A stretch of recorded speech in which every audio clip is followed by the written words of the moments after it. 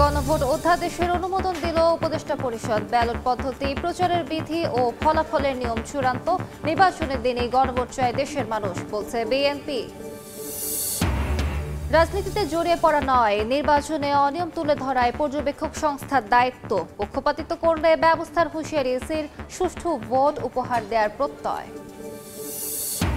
Plot দুর্নীতি মামলায় শেখ হাসিনা রেহানার রায় 1 December. সর্বোচ্চ সাজা চায় দুদক। কুষ্টিয়ায় হত্যা মামলায় হানিফের বিরুদ্ধে সাক্ষ্য আগামী মাসের শুরুতে। বিসিএস লিখিত পরীক্ষা পেছানোর দাবিতে শহীদ মিনার থেকে যমুনা অভিমুখে মিছিল। পুলিশের বাধার মুখে শাহবাগে অবস্থান। জাবি শিক্ষার্থীদের ঢাকা আরিচা মহাসড়ক অবরোধ। এবং মোবাইলে অটো চালু হচ্ছে সার্ভিস, অজান্তেই কাটছে টাকা। মেয়াদহীন ডাটায় বাড়তি অর্থ। সিম পরিবর্তন ফি 350। বিটিআরসির গণশুনানিতে নানা অভিযোগ, ব্যবস্থার আশ্বাস।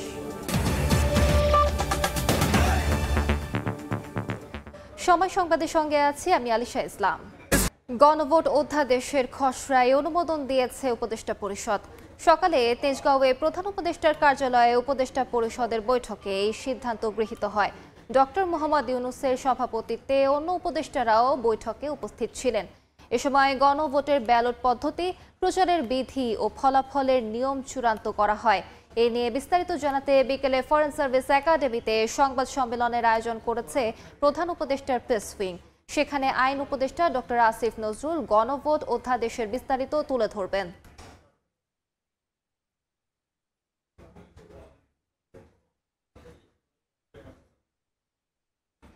নির্বাচনের দিনই দেশের মানুষ গণভোট চায় বলে মন্তব্য করেছেন বিএনপির সিনিয়র যুগ্ম মহাসচিব রুহুল কবির রিজভী। ফ্যাসিবাদ বিরোধী বেশিরভাগ রাজনৈতিক দলেরও একই চাওয়া বলে মন্তব্য করেন তিনি। দুপুরে নয়াপল্টনে দলের কেন্দ্রীয় কার্যালয়ে কথা বলেন রিজভী। জাতীয় নির্বাচন এবং গণভোট একই দিনে হওয়ার ব্যাপারে তারা দৃঢ় অভিমত ব্যক্ত করেছেন। বাংলাদেশ জাতীয়তাবাদী দল এবং বাংলাদেশের আরও অনেক গণতন্ত্রকামী রাজনৈতিক দল যাদের ফ্যাসিবাদের বিরুদ্ধে সংগ্রামের ঐতিহ্য রয়েছে এবং যারা সংগ্রাম করেছেন, প্রত্যেকে এই ব্যাপারে একমত যে একই দিনে জাতীয় নির্বাচনের সাথে গণভোট হওয়া উচিত। রাজনীতিতে জড়িয়ে পড়া নয়, নির্বাচনে অনিয়ম তুলে ধরায় পর্যবেক্ষক সংস্থার দায়িত্ব বলে মন্তব্য করেছেন সিইসি এএমএম নাসির উদ্দিন। পক্ষপাতিত্ব করলে ব্যবস্থা নেওয়ার হুঁশিয়ারি দেন কমিশনার আবুল ফজল মোহাম্মদ সানাউল্লাহ। স্বচ্ছ ও নিরপেক্ষ নির্বাচন নিশ্চিতে অবাধে ভোট কেন্দ্রে প্রবেশের সুযোগ দেওয়ার দাবি জানান পর্যবেক্ষক সংস্থার প্রতিনিধিরা। এছাড়া ভোটের আগে পরে 10 দিন করে সেনা মোতায়েনের পরামর্শ দেন তারা। 2023 সালের পর্যবেক্ষক নীতিমালা বাতিল করে নতুন নীতিমালা জারি করে নির্বাচন কমিশন। গেল জুলাই আওয়ামী লীগ আমলে দায়িত্ব পালন করা 96 সংস্থার নিবন্ধন বাতিল করা হয়। এর 2 মাস পর নতুন করে 81টি সংস্থাকে নিবন্ধন দেয় ইসি। মঙ্গলবার সকাল বিকাল 2 পর্বে এসব প্রতিষ্ঠানের প্রতিনিধিদের সঙ্গে সংলাপ করছে নির্বাচন কমিশন। প্রথম পর্বে 40টি সংস্থার প্রতিনিধিকে আমন্ত্রণ জানালে অংশ নেয় 35 জন। ভোট কেন্দ্রে বাধাহীন পরিবেশ, আইনি ও সাইবার সুরক্ষা নিশ্চিত সহ বিভিন্ন দাবি তুলে ধরে ভোটের আগে ও পরে 10 দিন করে সেনাবাহিনী মোতায়েনের পরামর্শ দেন তারা। আমরা এবার শুনেছি যে পুলিশদের বডি ক্যাম্প থাকবে, সেটা এবং ডেফিনেটলি সেটা একটা ভালো যথার্থ ব্যবহার যেন হয় এবং ঝুঁকিপূর্ণ যে সমস্ত কেন্দ্রগুলো আছে সেখানে যেন অন্তত সিসিটিভি ক্যামেরা আওতায় নেওয়া হয়। পর্যবেক্ষক যাদেরকে আমি নিয়োগ করব, এদের কি স্পেশালি করে যে কোনো একজনকে আপনারা যদি ট্রেন্ড আপ করে দিতে পারতেন তাহলে আমার জন্য সুবিধা হতো। এবার দেশের ইতিহাসে সেরা নির্বাচন হবে উল্লেখ করে কমিশনার আবুল ফজল মোহাম্মদ সানাউল্লাহ বলেন, কোনো পর্যবেক্ষক সংস্থা পক্ষপাতিত্ব করলে কঠোর ব্যবস্থা নেওয়া হবে। ভুয়া পর্যবেক্ষক ধরতে পরিচয়পত্রে ব্যবহার করা হবে কিউআর কোড। এইবারের পরিচয়পত্রে আমরা চেষ্টা করছি কিউআর কোড অ্যাড করে দেওয়ার। আমাদের সচিবালয় এগুলো অর্গানাইজ করছে, বলার জন্য আমি বলে দিচ্ছি, যাতে করে ভুয়া কোনো তথাকথিত পর্যবেক্ষক কোথাও যেন ঢুকতে না পারে। ভোটের স্বচ্ছতা ও জবাবদিহিতা নিশ্চিতে পর্যবেক্ষকদের সহযোগিতা চেয়ে রাজনীতি কিংবা দলের সাথে যুক্তদের পর্যবেক্ষক হিসেবে নিয়োগ না দেওয়ার আহ্বান জানান সিইসি। আমাদের বাংলাদেশিরা কিন্তু খুব বেশি রাজনীতি সচেতন। এখন আপনাদের যাদেরকে এনগেজ করবেন তারা যদি ওখানে গিয়ে রাজনীতিতে জড়িয়ে পড়ে তাহলে কিন্তু একদম ড্যামেজ হয়ে যাবে, সবকিছু ড্যামেজ হয়ে যাবে। আপনাদের যাদেরকে নিয়োগ করবেন প্লিজ চেক করবেন যে তারা কোনো রাজনীতির সাথে কোনো জড়িত আছে কিনা, কোনো রাজনীতির সাথে জড়িত লিঙ্ক, কোনো পার্টির সাথে জড়িত এবং মিছিল মিটিং এ গিয়েছে বা জড়িত আছে, কোন পার্টির সাথে লিঙ্ক আছে, এরকম কাউকে দয়া করে নিয়োগ দিবেন না। আরো জানান, জাতিকে সুষ্ঠু নির্বাচন উপহার দেয়াই ইসির একমাত্র এজেন্ডা। কাউসারা চৌধুরী, কুমু, সময় সংবাদ, ঢাকা। অন্য প্রসঙ্গ, প্লট দুর্নীতি মামলায় শেখ হাসিনা, শেখ রেহানা ও টিউলিপ সিদ্দিকের দুর্নীতির মামলার রায় ঘোষণা করা হবে 1 ডিসেম্বর। পূর্বাচল নতুন শহর প্রকল্পে শেখ রেহানাকে অবৈধভাবে 10 কাঠা জমি দেওয়ার অভিযোগে মামলাটি করে দুদক। মূল আসামিদের সর্বোচ্চ সাজা যাবজ্জীবন কারাদণ্ড চেয়েছেন দুদকের আইনজীবীরা। ক্ষমতার অপব্যবহার করে পূর্বাচলে বোন শেখ রেহানার নামে প্লট বরাদ্দ দিতে রাজুককে আদেশ দেন তৎকালীন প্রধানমন্ত্রী শেখ হাসিনা। মিথ্যা হলফনামা দিয়ে 10 কাঠা সরকারি জমির মালিক হন রেহানা। এসব অভিযোগে 17 জনের বিরুদ্ধে দুর্নীতির মামলা করে দুদক।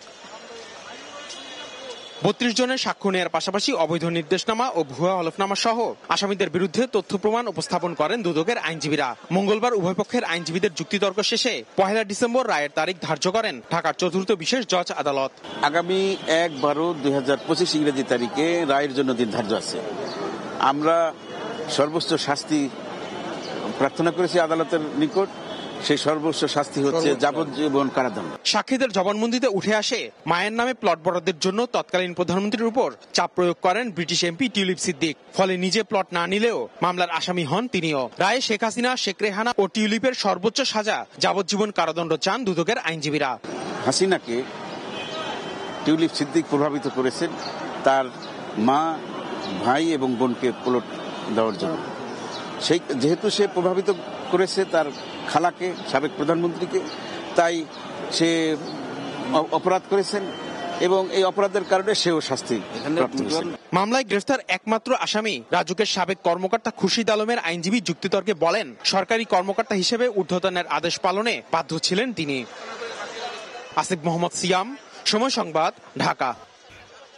কুষ্টিয়ায় 6 জনকে হত্যা মামলায় কার্যক্রম নিষিদ্ধ আওয়ামী লীগের যুগ্ম সাধারণ সম্পাদক মাহবুবুল আলম হানিফ সহ 4 জনের বিরুদ্ধে সাক্ষ্য গ্রহণের জন্য 8 ডিসেম্বর দিন ধার্য করেছেন ট্রাইব্যুনাল।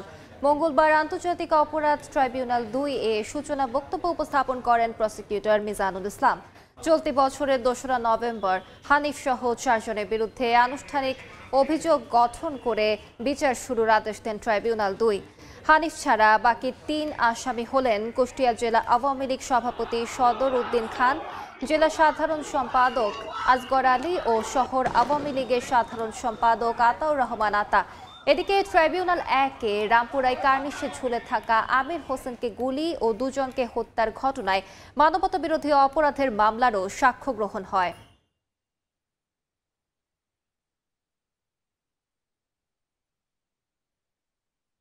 মাহবুবুল আলম হানিফ সাহেব আওয়ামী লীগের একজন পদাধিকারী ব্যক্তি এবং তিনি বিভিন্ন সময় বিভিন্ন বক্তব্য আমাদের পত্রপত্রিকার মাধ্যমে আমরা পেয়েছি, তার ভিডিও ক্লিপসে পেয়েছি। এছাড়াও তিনি নিয়মিত এই যে অন্য 3 জন আসামির সাথে যোগাযোগ করে নির্দেশ দিয়েছেন, এসপি সাহেবের সাথে নির্দেশ দিয়েছেন এবং আমরা যে এই মামলার এই যে কমপ্লেন রেজিস্টার সেইখানে আরেকজন অ্যাকিউজড যেটা 30 তারিখে আছে, সেই মামলার ফোন আলাপ এবং শেখ হাসিনার বক্তব্যের সাথে এর মামলার একটা স্ট্রং নেক্সাস পেয়েছে। 47তম বিসিএস এর লিখিত পরীক্ষা পেছানোর দাবিতে যমুনা অভিমুখে পরীক্ষার্থীদের পদযাত্রা পুলিশের বাধার মুখে পড়েছে। দুপুরে পদযাত্রাটি শহীদ মিনার থেকে টিএসসি হয়ে শাহবাগ এলে পুলিশের বাধার মুখে পড়ে। শাহবাগ থানার সামনে পুলিশ ব্যারিকেড দিয়ে আটকে দেয়। পরে থানার সামনেই অবস্থান নেন পরীক্ষার্থীরা। প্রিলিমিনারি পরীক্ষার পর লিখিত পরীক্ষার জন্য 2 মাস সময় যথেষ্ট নয়, এমন যুক্তিতে পরীক্ষা পেছানোর দাবি তোলেন তারা। দাবি আদায়ে আইন উপদেষ্টা আসিফ নজরুলের সঙ্গে পরীক্ষার্থীদের 3 জনের একটি প্রতিনিধি দল সাক্ষাৎ করতে গেছেন। এটা আমরা প্রমাণ করলাম যে আমরাও বিসিএস ক্যাডার দিয়ে আমরাও পুলিশ ক্যাডারে আসবো। বিসিএস প্রিলিমিনারি আর বিসিএস রিটেনের সিলেবাস সম্পূর্ণই ভিন্ন। তো দেখা যাচ্ছে যে যখন আমাদের বারবার প্রিলিমিনারি ডেট চেঞ্জ হচ্ছে, আমরা কিন্তু রিটেনের প্রিপারেশনটা আগে কিছু নিয়ে রাখতে পারছি না। আজকে যদি আমাদের দাবি পূরণ না হয় তাহলে শুধুমাত্র যে আমরা হেরে যাব তা না, আমরা কিন্তু হয়তো বা পরের বার পরীক্ষা দিয়ে পাশ করে যেতে পারবো, কিন্তু আজকে দাবি পূরণ না হলে 47-এর সাথে সাথে জুলাইও হারবে। এই মুহূর্তে মুহূর্তে রাজধানী শাহবাগে আছেন সহকর্মী আয়েশা সিদ্দিক সামিয়া, সরাসরি যাচ্ছি তার কাছে। সামিয়া, পুলিশি বাধার মুখে সম্মুখীন হওয়ার পরে কিন্তু শাহবাগ থানার সামনে অবস্থান করছে 37তম বিসিএস এর যে পরীক্ষার্থী আছে, লিখিত পরীক্ষা দিবেন তারা, এবং কিছুক্ষণ আগেই আসলে তারা একটি আলটিমেটাম দিয়েছে, 2 ঘন্টার আলটিমেটাম।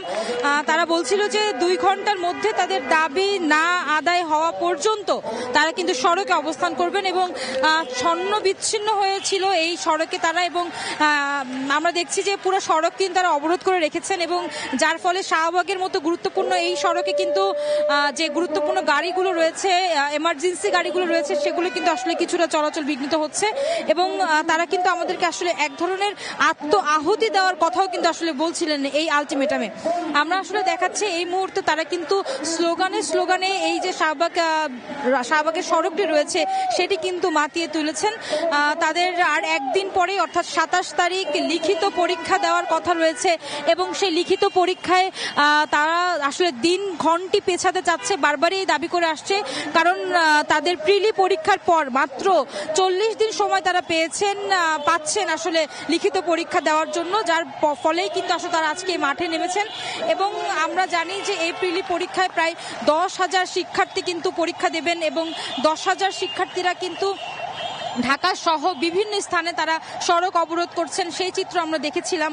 এবং এখনো জানিয়ে রাখি যে আজকে তারা তাদের দলের 3 জন প্রতিনিধি কিন্তু আমাদের আইন উপদেষ্টার সাথে আলোচনা করতে গিয়েছেন, এবং তার সাথে আলোচনার প্রেক্ষিতে আসলে তারা যদি তাদের দাবি মানা হয় সেই প্রেক্ষিতে কিন্তু তারা মাঠ ছাড়বেন এমনটি বলছেন। এই মুহূর্তে আসলে এই ছিল যে শাহবাগের যে পরীক্ষার্থীরা রয়েছে 37তম বিসিএস এর তাদের সর্বশেষ কর্মসূচি। সরাসরি যুক্ত ছিলাম শাহবাগে। এদিকে 47তম বিসিএস এর লিখিত পরীক্ষা পেছানোর দাবিতে সাভারের সড়ক অবরোধ করে বিক্ষোভ করছেন পরীক্ষার্থীরা। দুপুরে ডেইরি গেট এলাকায় জড়ো হন জাহাঙ্গীরনগর বিশ্ববিদ্যালয়ের শিক্ষার্থীরা। এরপর ঢাকা আরিচা মহাসড়ক অবরোধ করে বিক্ষোভ শুরু করেন। এতে মহাসড়কের 2 পাশে আটকা পড়ে শত শত যানবাহন, যাত্রীরা পড়েন চরম দুর্ভোগে। পরীক্ষার নতুন সময়সূচি না হওয়া পর্যন্ত আন্দোলন চালিয়ে যাওয়ার ঘোষণা দেন পরীক্ষার্থীরা। স্বয়ংক্রিয়ভাবে গ্রাহকের মোবাইলে চালু হচ্ছে ভ্যালু অ্যাডেড সার্ভিস। অজান্তেই কাটা হচ্ছে টাকা। বিভিন্ন সেবার নামে দেয়া হচ্ছে বিরক্তিকর কল। মেয়াদহীন ডাটায় গুনতে হচ্ছে বাড়তি অর্থ। নতুন সিম 100 টাকায় মিললেও রিপ্লেস করতে লাগে 345 টাকা। নম্বর ঠিক রেখে অপারেটর বদলেও ভোগান্তির শেষ নেই। বিদ্যুৎ গেলে মেলে না নেটওয়ার্ক।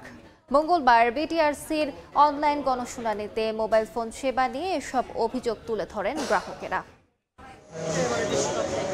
মোবাইল গ্রাহকদের সেবা সংক্রান্ত অভিযোগ ও মতামত জেনে তার ভিত্তিতে পদক্ষেপ নিতে গণশুনানির আয়োজন করে আসছে বিটিআরসি। এরই ধারাবাহিকতায় মঙ্গলবার অনলাইনে গণশুনানির আয়োজন করে নিয়ন্ত্রক সংস্থা, যেখানে মোবাইল অপারেটরদের বিরুদ্ধে গ্রাহকের অজান্তে ভ্যালু অ্যাডেড সার্ভিস চালু করে টাকা কেটে নেওয়ার অভিযোগ তোলা হয়। সময়ে অসময়ে অপ্রয়োজনীয় সার্ভিসের নামে বিরক্তিকর ফোন কলের অভিযোগও আসে শুনানিতে। ডেটার মূল্য নিয়ে আপত্তি তোলেন গ্রাহকরা। নেটওয়ার্ক দুর্বলতায় ইন্টারনেট ব্যবহারে আছে ভোগান্তির অভিযোগও। মার্কেটার বা এই ধরনের জায়গা থেকে ফোন আসে, ওই সার্ভিসে আমি কখনো রেজিস্টার হইনি। এই ভ্যালু অ্যাডেড সার্ভিসগুলো অটোমেটিক্যালি চালু হচ্ছে, আর চালু কাদের হচ্ছে যারা নিরক্ষর জীবনেও ইন্টারনেট ইউজ করেনি। সিম রিপ্লেস ফি 345 টাকা নিয়েও ক্ষোভ জানানো হয়। না জানিয়েই সিম রিসাইকেলের অভিযোগ করেন এক গ্রাহক। নম্বর ঠিক রেখে অপারেটর বদলেও ভোগান্তিতে পড়তে হয়। কল রেট 45 পয়সা থেকে কমানোর দাবি জানান কেউ কেউ।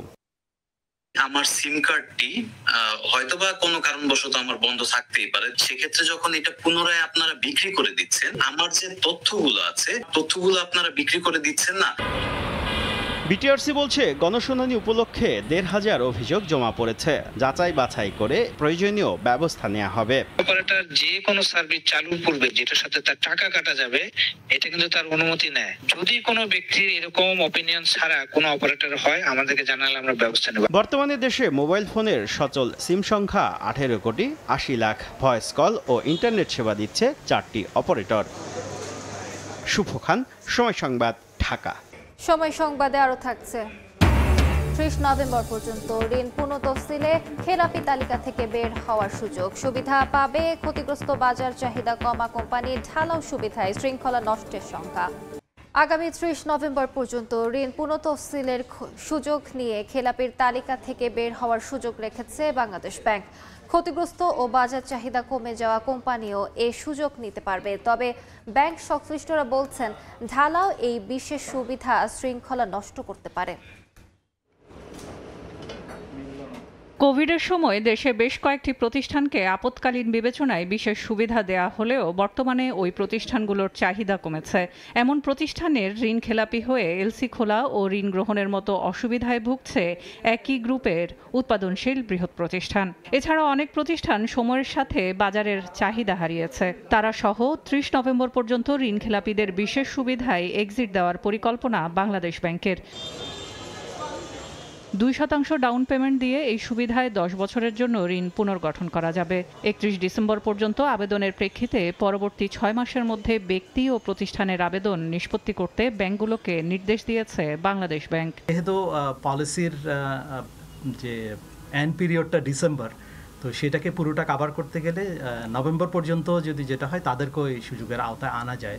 এ ধরনের বিশেষ সুবিধার কমিটিতে বাংলাদেশ ব্যাংকের অংশগ্রহণ শৃঙ্খলা নষ্ট করবে বলে মনে করেন অগ্রণী ব্যাংকের চেয়ারম্যান। সেন্ট্রাল ব্যাংক কোনোদিনও কোনো অ্যাপ্রুভাল প্রসেসের সঙ্গে জড়িত হওয়া উচিত না, এখানে প্রবলেম শুরু হয়ে যায়। সেন্ট্রাল ব্যাংকের দায়িত্ব পুরোপুরি দায়িত্ব মানে সুপারভিশন মনিটরিং করা।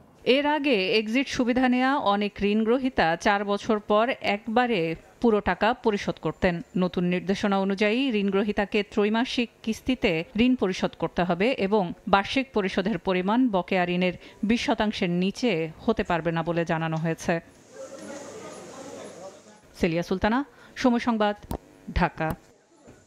নীলফামারীর সৈয়দপুর সেনানিবাসে ইএমই সেন্টার অ্যান্ড স্কুলে ইএমই কোরের বাৎসরিক অধিনায়ক সম্মেলন অনুষ্ঠিত হয়েছে।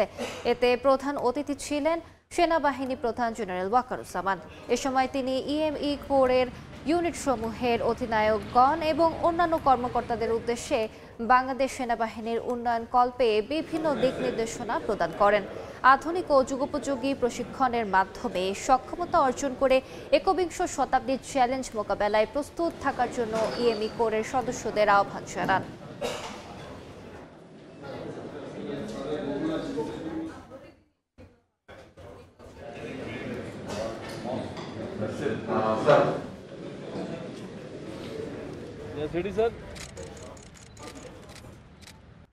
প্রায় 12,000 বছর পর প্রথমবারের মতো অগ্ন্যুৎপাত শুরু হয়েছে ইথিওপিয়ার হাইলি গুব্বি আগ্নেয়গিরিতে। স্থানীয় সময় রোববার আগ্নেয়গিরির অগ্ন্যুৎপাত শুরু হয়।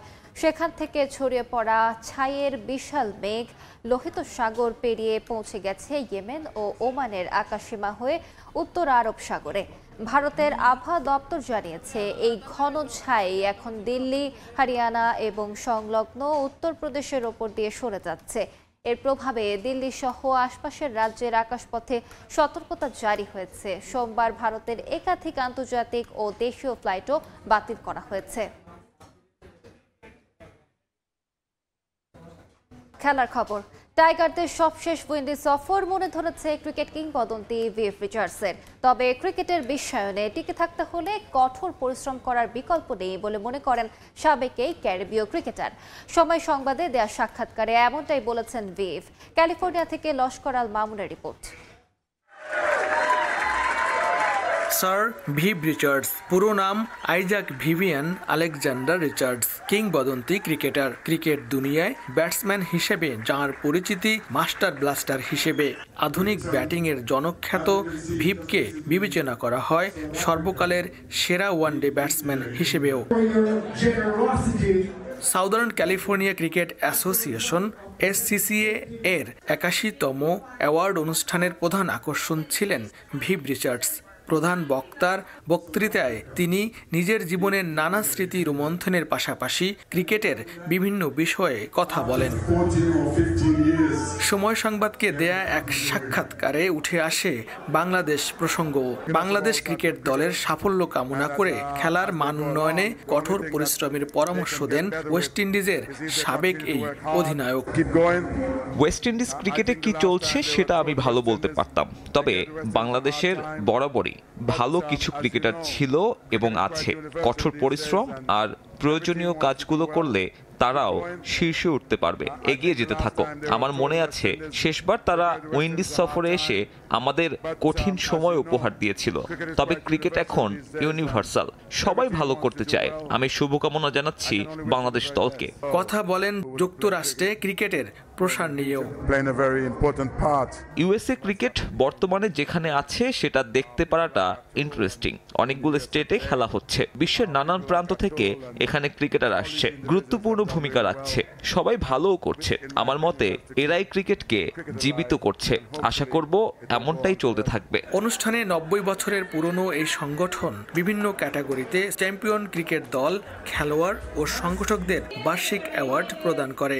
ভিভ রিচার্ডসের হাত থেকে অ্যাওয়ার্ড পেয়ে খুশি লস অ্যাঞ্জেলেসের বাংলাদেশি দল এলএ বেঙ্গলস ক্রিকেট টিম। আজকে চ্যাম্পিয়নশিপ ট্রফি কিংবদন্তি ভিভ রিচার্ড, স্যার ভিভিয়ান রিচার্ডের কাছ থেকে আমরা ট্রফি গ্রহণ করেছি, which is 4টা ট্রফি। একটা হলো চ্যাম্পিয়নশিপ, ডিভিশন চ্যাম্পিয়নশিপ, একটা প্লে অফ চ্যাম্পিয়নশিপ, একটা এমভিপি এবং কাপল অফ সেঞ্চুরি ট্রফি। অনুষ্ঠানে সংগঠনের সভাপতি ডক্টর বিকে অতুল রয়, কংগ্রেস সদস্য, স্থানীয় শহরের মেয়র সহ বিভিন্ন দেশের ক্রিকেটার ও সংগঠকরা বক্তৃতা করেন। লস্কর আল মামুন, সময় সংবাদ, ক্যালিফোর্নিয়া, যুক্তরাষ্ট্র। এ পর্যায়ে শীর্ষ সংবাদগুলো জানিয়ে দিচ্ছি আরেকবার। গণভোট অধ্যাদেশের অনুমোদন দিল উপদেষ্টা পরিষদ। ব্যালট পদ্ধতি, প্রচারের বিধি ও ফলাফলের নিয়ম চূড়ান্ত। নির্বাচনের দিনই গণভোট চায় দেশের মানুষ, বলছে বিএনপি। রাজনীতিতে জড়িয়ে পড়া নয়, নির্বাচনে অনিয়ম তুলে ধরায় পর্যবেক্ষক সংস্থার দায়িত্ব। পক্ষপাতিত্ব করলে ব্যবস্থার হুঁশিয়ারি ইসির। সুষ্ঠু ভোট উপহার দেওয়ার প্রত্যয়। এবং প্লট দুর্নীতি মামলায় শেখ হাসিনা রেহানার রায় 1 ডিসেম্বর। সর্বোচ্চ সাজা চায় দুদক। কুষ্টিয়ায় হত্যা মামলায় হানিফের বিরুদ্ধে সাক্ষ্য আগামী মাসের শুরুতে।